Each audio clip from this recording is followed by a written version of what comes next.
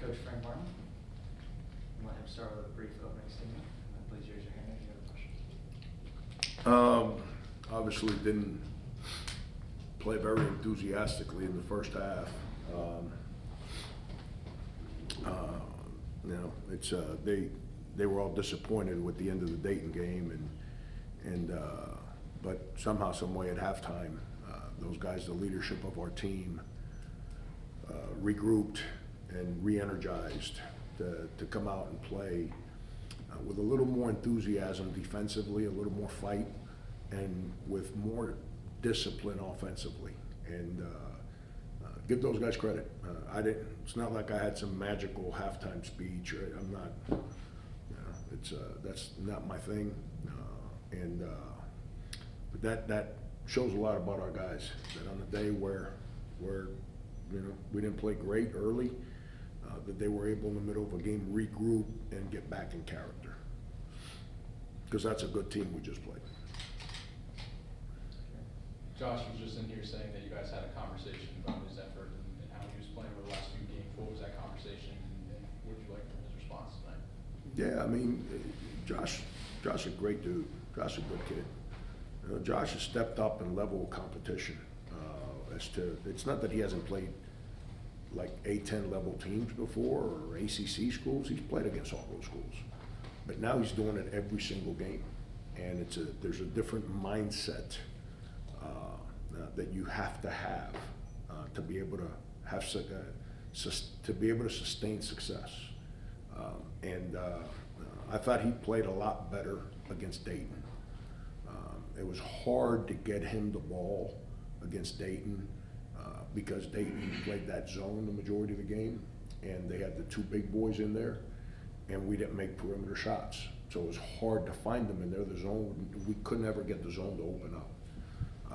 But I thought he played a lot better. Josh needs to be mentally and physically connected to practices and the game so he can have success, and more importantly, as might be the oldest guy on the team, more importantly, so then all those young guys can follow his lead from that standpoint. Not his stats, his lead, so we can have guys that are just as engaged as he is.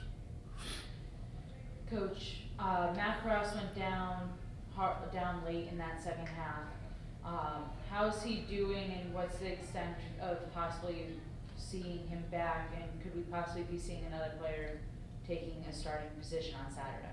Yeah, he hadn't practiced the last 2 days. He had pink eye, and Matt's a guy that because he plays with such effort and determination, that he needs his practice reps. So he didn't play great today.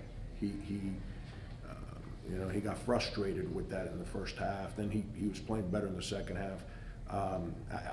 It's an ankle. I haven't seen the play.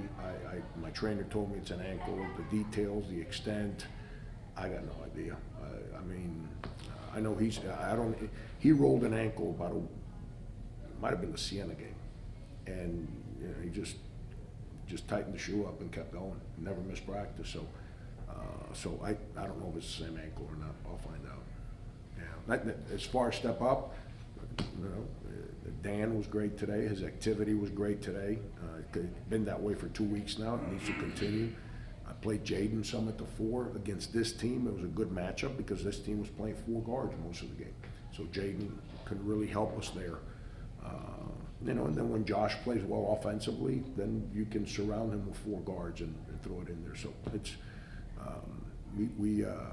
we'll hopefully, knock on wood, he's okay. But for some reason he's not. Someone else gets an opportunity. What thoughts on your defense, especially Brickus and Brantley had to work really hard for every shot they got. What was the game plan? Was that what you wanted to do with them? Yeah, we were struggling defending Brickus, and then Rasul took him in the second half.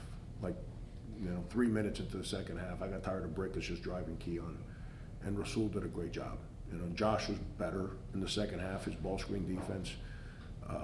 Rasul was better, guarding Brickus, and I don't know about people getting tired and not tired. I don't know. I coach my team. I don't know about other people, but you kind of saw that happen against Duquesne also. Guys that have to play 38, 39 minutes against us, and we're playing multiple guards, and our pressure man-to-man defense, it's taxing. It's taxing on people. So, you know, and so I don't know if, you know, he was a little tired or not. I got no idea. But, you know, Rasul, he didn't take Brickus out, but at least he slowed him down. And then we got lucky. They missed some free throws. Right when we popped the game open, they were having empty possessions. We were scoring and they were missing free throws, so it's, we got lucky there because they're a good shooting team. Rasul kind of take this as a bit of a challenge tonight because he's a Philly guy and they're a Philly team. Yeah, I'm sure that has something to do with it. It's, you know, he's a prideful Philly guy. You know, he wears his Eagles scully around every single day and shows up with his jersey on Sundays when the NFL season's going on. So, you know, I told him, you know, Eagles and the Dolphins should play in the two worst playoff teams in the Super Bowl. Super Bowl for the two worst teams in December, whatever the hell you want to call it there.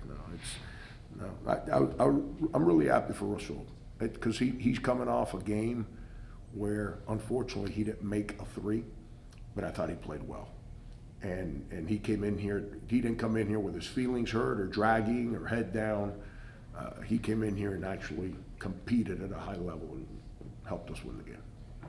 This is a multi-question. I'm curious, you mentioned about your team playing enthusiastically. What does that mean to you? How does that imbue itself on the court? Mm-hmm. And you mentioned that sort of the leaders coming to that. Who was kind of leading that charge and what was being said to help break the team's spirits back up? Yeah, there's some discipline. You know, they're a hard guard.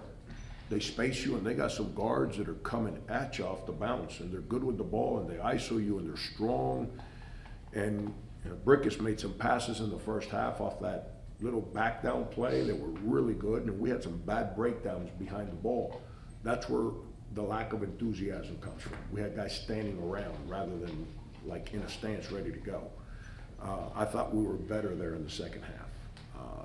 I thought that Jaden, who didn't have a very good game today, also in the second half, you know, he's got great hands. And as they were trying to drive us, he got in those gaps and made some great plays with his hands and knocked some balls loose and create some turnovers and allowed us to get out and run a little bit. So, and what was the second part of your question? Who were the ones kind of leading that charge? You mentioned certain players kind of saying things to the team. What was sort of being said to lift their spirit and who was kind of leading that charge? Yeah, they kind of do it collectively. The guys that were really good from that department today were actually the guys that you saw their stat lines were pretty good. Jalen Curry was really good there. Rasul was really good there. Josh was really good there. Dan was really good there. Those guys, you could hear their voices and their energy connect, and in a positive way, not in an argumentative, blaming way.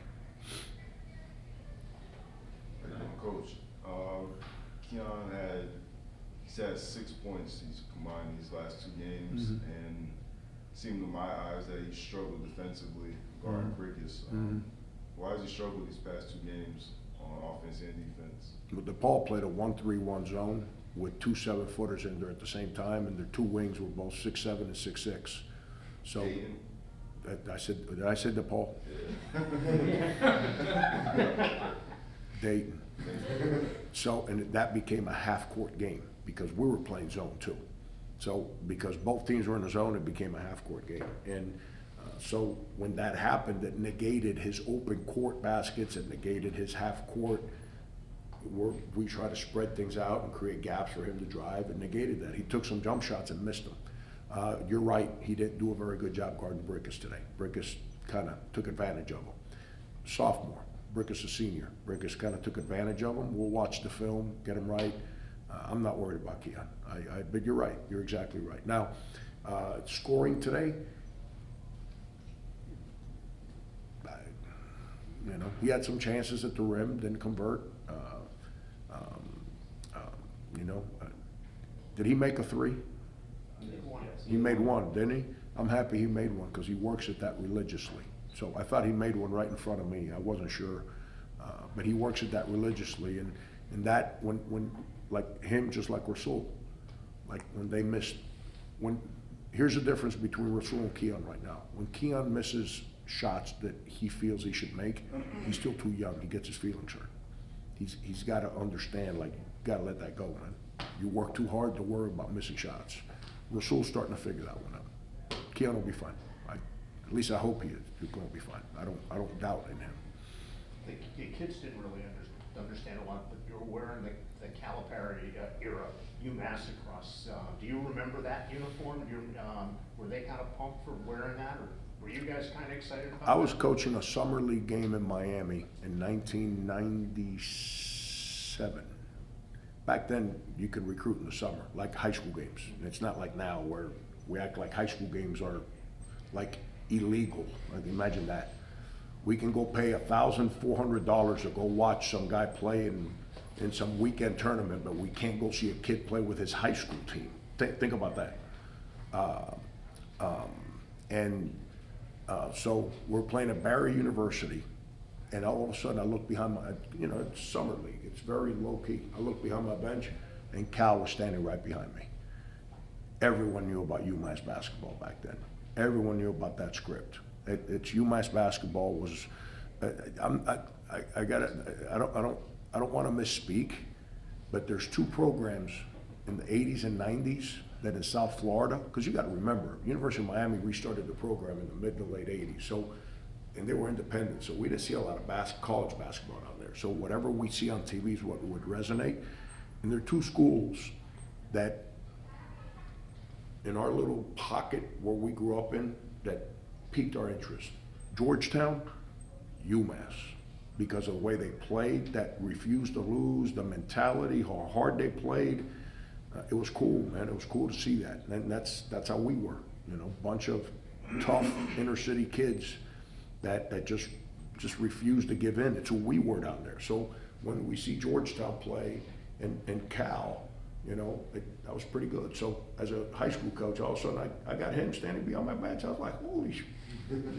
I almost let it slip. I said, holy cow, this is pretty neat. But it's awesome, man. That's the beauty of the school and its history, and it's one of the reasons why I enjoy having this job as much as I do right now. Gonna wear them again? That's a school decision. That's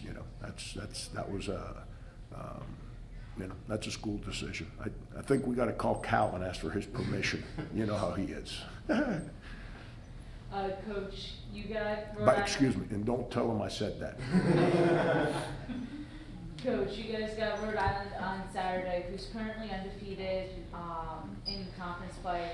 What are really some key takeaways from tonight's game, going down into the Ryan Center, and possibly probably one of the more packed away games, considering UMass alums could be going down there from Boston? I mean, it's a beautiful, beautiful building. I know their fans come out and support their team. Like, we went in there late last year, and neither one of us was playing very well, and there was a great crowd in there. And I believe it was also a Saturday game, because I think it was an afternoon game, if I remember correctly.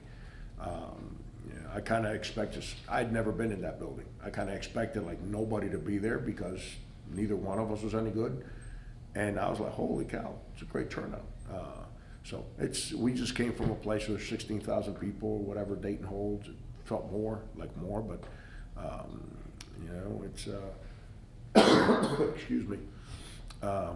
We got to go in there and handle the opponent and worry about those things and figure out a way to play better us as to who we are. We didn't take a step back. That's not fair to Salle for me to say that we took a step back the way we played today, because they came at us. We just weren't prepared to go out and play with the force and discipline and enthusiasm that we needed to. We need to make sure we get that right the next 2 days. That's what I hear you, Gary. Daniel just continues to trend in the right direction. Just can you just describe his impact on the game tonight? Yeah, he's like a freshman again, man. He didn't have a very good freshman year at South Carolina. 99% self-inflicted wounds, and then he missed the whole preseason here with a foot injury, and he's got great spirit. He's really smart. but he's like a freshman. Like, it's like a daily deal to keep him engaged with what he needs to do because of the responsibility that he signed up for. He's got a great heart. He's really smart. Since we got back from Hawaii, his consistency in practice and in games has been pretty good. Like today, he just missed some dinks. He could have had a 23-point game today. Like there's some little bunnies that he's good at that he just missed. He played with a physicality today. He played with an aggression. He went after the ball. He didn't stand there and look at the ball. The people here at this university have surrounded him with some great people to just like they have Rasul and Matt and the guys have been here before, to help them grow. And he needs to take advantage of those folks and continue to embrace the structure that's created for him and be committed to showing up the next day and trying to be better than he was the day before. He's done that for 2 weeks, and guess what? He's playing pretty well. Hopefully he can stay in that whatever mindset he's in right now. That's our journey, is to help him stay in that place. Thanks, everyone. Thank you all. You want to go, Jake? Thanks. Good luck Saturday, coach. Appreciate it.